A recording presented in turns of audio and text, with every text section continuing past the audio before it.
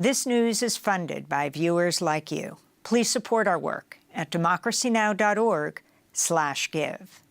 We begin today's show in Lebanon, where Israel carried out its heaviest airstrikes so far in Beirut, with a reported series of 10 massive strikes overnight in the densely populated southern suburbs. Lebanon's health minister said Thursday at least 2,000 people have been killed since the start of the Israeli attacks on Lebanon, including at least 127 children, most of them in the past 2 weeks. Lebanon's state-run national news agency is also reporting Israeli airstrikes damaged the main border crossing between Lebanon and Syria, closing the main road used by tens of thousands to flee Israel's attacks on Lebanon. More than 1.2 million Lebanese have now been displaced. Meanwhile, Beirut hospitals are overwhelmed. This is Dr. Jihad Sadeh, General Director of Rafiq Al-Hariri Hospital, largest Lebanese public hospital. The hardest thing I've seen was when a father was searching for his son. In the end, we found out that his son was with us, but only in pieces. On Thursday, the World Health Organization Director, Tedros Adhanom Ghebreyesus, said Israeli attacks have made it impossible to deliver a large shipment of trauma and medical supplies to Beirut. He said Israeli strikes killed 28 health workers in just one 24-hour period, while shuttering dozens of hospitals and clinics. At least 50 paramedics have been killed in Lebanon over the past 2 weeks. This comes as the UN peacekeeping force in southern Lebanon told Al Jazeera the Israeli army has asked its troops to leave their positions close to the border amidst a potential escalation of the Israeli ground incursion. Iran's foreign minister, Abbas Araghchi, arrived in Beirut today and met with Lebanese caretaker Prime Minister Najib Mikati, just hours after Israeli airstrikes hit an area near the airport where he landed. A Pentagon spokesperson said Thursday U.S. military leaders are consulting with their Israeli counterparts on a response to Iran's ballistic missile attack earlier this week on Israeli military bases and other security sites. We continue to engage the Israelis, very frequently. We are certainly talking to them about their response, but what their response might be, I'm just not going to speculate further on. At the White House, President Biden acknowledged he'd spoken with Israeli leaders. He has said he does not support Israel attacking Iran's nuclear sites, but discussed possible attacks on Iran's oil infrastructure. Would you support Israel striking Iran's oil facilities, sir? We're in discussion with that. I think that would be a little, anyway. Biden's comment rattled energy markets, causing an immediate spike in crude oil prices. Meanwhile, Iran has threatened an unconventional response to any Israeli retaliation, including attacks targeting Israeli infrastructure. Earlier today, Iran's supreme leader, Ayatollah Ali Khamenei, led prayers in Tehran for the first time in nearly 5 years as he commemorated Hezbollah leader Hassan Nasrallah, who was assassinated by Israel last week in Lebanon. Khamenei called on Muslim leaders to band together to confront Israel. As tensions continue to escalate in the region, we go to Beirut, Lebanon. We're joined by Kareem Chehayeb. He is reporting on Lebanon, Syria, and Iraq for the Associated Press. Thank you so much for being with us, Kareem. Can you explain the situation on the ground after this night of massive air attacks by Israel? So it's become next to normal that Israel is conducting a series of airstrikes, roughly about a dozen, mostly in the southern Beirut suburbs, which has a lot of people, and it's still a larger number of people are evacuating, but there's still people who live there. The strikes are getting far more intense. Particularly last night, we heard a strike that had some sort of numerous explosions that happened after that as well. Meanwhile, every day the Israeli military is calling on the immediate evacuation of about another dozen or so towns from the south. So it's been several days where they've been doing that. There's been a few dozen towns, and medical workers have been having a very hard time operating there.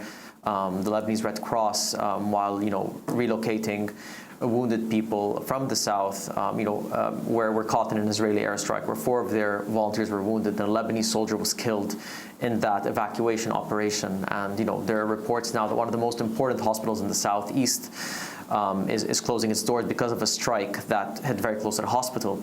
So this appears to be becoming the new normal in this current situation. You know, there's the ground incursion in the south where Hezbollah and Israeli military are clashing in border towns and along the border. Israel is calling for more and more immediate evacuations from southern Lebanon, very far north into the country. And it appears that, you know, strikes overnight in the southern suburbs are going to continue. And now with the airstrike that struck the main road towards the main crossing between Lebanon and Syria, generally speaking, people are concerned that the airport could be next, given that this had also happened in 2006, which was the last time Hezbollah and the Israeli military had a war.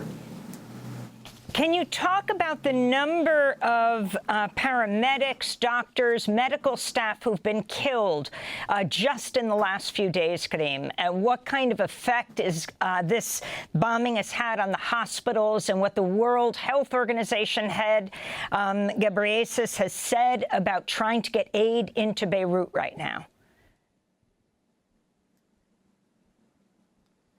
Indeed, there have been several cases of paramedics being killed in Israeli strikes, but the number has certainly surged in this particular escalation. There have been dozens who were killed, whether they were in the middle of an operation or whether they were in their offices. There was a strike in central Beirut, just a few hundred meters from where I am right now, into an office for the Islamic Health Committee, which is Hezbollah's medical arm, and at least 7 paramedics and first responders were killed in that strike.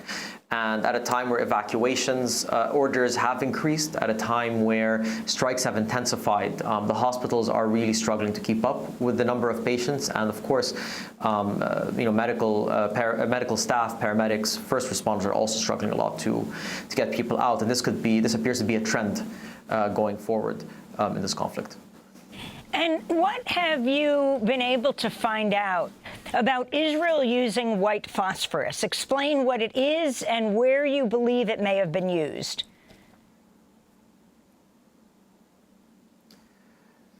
Sure. So, you know, early on in the conflict, you know, Israel was initially accused by residents and human rights groups of using white phosphorus in southern Lebanon, especially, you know, in villages along the border, which are very, you know, rural, they're agrarian, there's lots of greenery and fields. Now, white phosphorus is, basically white phosphorus is a very dangerous weapon where it sort of, it burns all the way to the bone if in contact with human skin. You know, it can cause severe respiratory illnesses as well if you inhale too much of it.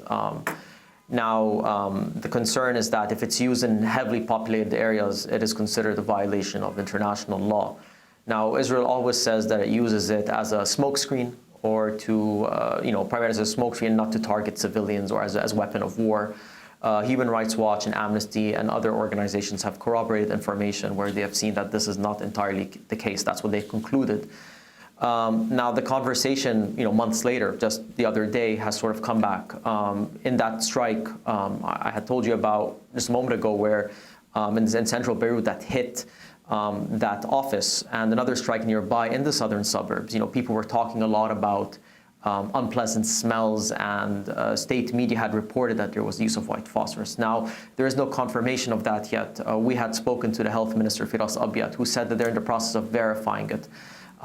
There have been no updates on that, but it would not have been the first time Israel used white phosphorus in Lebanon. But the previous incidents have been in southern Lebanon. But there has been no sort of official confirmation yet. But that's sort of what's been reported. Kareem, if you could also talk about who Israel is claiming they're trying to kill right now, the target Hashem Safieddin, a cousin and presumed successor to the assassinated Hezbollah leader Hassan Nasrallah? Absolutely. So, you know, after Hassan Nasrallah was assassinated, you know, every expert from every think tank and every corner that I spoke to believed that Hashem Safieddin would be his successor. He's a senior figure in Hezbollah for many years, plays a very important role within the institution. He is a relative, he's a cousin of Hassan Nasrallah, and his son is married to the daughter of the late senior Iranian general Qasem Soleimani, who was killed in U.S. airstrike in Iraq in 2020. So he's very connected to Tehran. He's very connected to Hezbollah. It is unclear whether he survived the strike, whether he was in the building where the strike took place. Hezbollah have not yet commented on it. But if he was targeted and killed or wounded, this follows a certain pattern over the past couple of weeks, where the Israeli military, through its strikes, have been targeting senior Hezbollah leaders, and they have targeted senior Hezbollah military leaders and also members within its institution. And this could be a continuation of that pattern, but there is no information on that. But it is true that Hashim Safieddin is widely seen as Hassan Nasrallah's successor, and it is very unclear whether they're going to pick him or somebody else, or when they will make that decision. When the Deputy Secretary General Sheikh Naim Qasim spoke a few days ago, he said that they will make that decision at the soonest possibility. And it's unclear how they're going to navigate with the situation, but it is widely seen that if Safieddin was targeted, it's really unknown who to expect would replace Hassan Nasrallah. And now the Iranian Foreign Minister Abbas Araghchi says he's visiting Lebanon to make clear Iran will always stand with people of Lebanon. Can you talk about the significance of the Iranian Foreign Minister being in Lebanon right now, and of the Supreme Leader, Iran's Supreme Leader, Ali Khamenei, holding the prayers in Tehran, presiding over them publicly for the first time in 5 years as he commemorated the Hezbollah leader who was killed by Israel last week?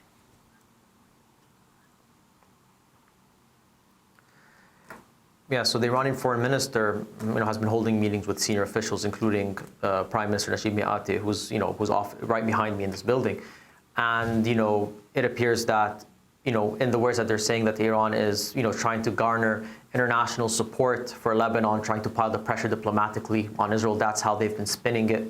And they've talked a lot in that sense. And for them to come at a time like this is certainly interesting. Iranian senior military officials have been killed in Israeli strikes in Lebanon and Syria over the past year. And there were a lot of questions whether the Israeli military would allow his plane to land at Beirut airport. Now the question really is what happens behind the scenes, right? So the Lebanese government, including allies of Hezbollah, so, they have been trying to push for a ceasefire and handle this diplomatically. And it's unclear what that conversation looks like with Iran, as well as their conversations with, namely the United States and Paris. This also comes not long after Iran met with Saudi officials in Qatar. And it's also, it's unclear whether this indicates that they're, trying to work something out or not. Iran has, not given a lot of statements. The foreign minister did not give any statements after meeting the prime minister, issued a statement after meeting the speaker of parliament, and he sort of talked about, maintaining support for Lebanon. And there's a lot of talk about humanitarian aid. It wasn't anything that indicated it's going to be a significant shift in this conflict. And so it appears that whatever changes will happen will be seen, in the battlefields in the south or in Beirut. And the significance of the death of a Lebanese soldier carrying out a rescue operation in southern Lebanon, another one injured, Kareem. What this means, and the Israeli government saying the UN peacekeeping force in southern Lebanon should move. How quickly do you see this escalating even further as we wrap up? Certainly, the Lebanese army announcing that 2 of its soldiers were killed in Israeli airstrikes in a single day in different instances, on top of the intensified airstrikes, on top of the calls for dozens of villages and towns to evacuate, including a provincial capital in the south. There's a lot of concerns in Lebanon about where this ground incursion could lead to and how long this will last. The public works minister, after talking about the road to the border being bombed, is saying that that he is concerned even about now a siege from air as well, almost hinting that the airport could be a target. So things are moving at a very, very fast pace, the displacement, the airstrikes, and it is really unclear what the end game for Israel is. They say that they want to weaken Hezbollah, they want to create an environment that's safe for their displaced residents to go back north, but it's not really clear what that benchmark is, what those objectives look like in practice. Kareem Chehayeb, first of all, stay safe. I want to thank you so much for being with us. AP journalist reporting on Lebanon, Syria, and Iraq. Journalist for the Associated Press, speaking to us from Lebanon's capital, Beirut.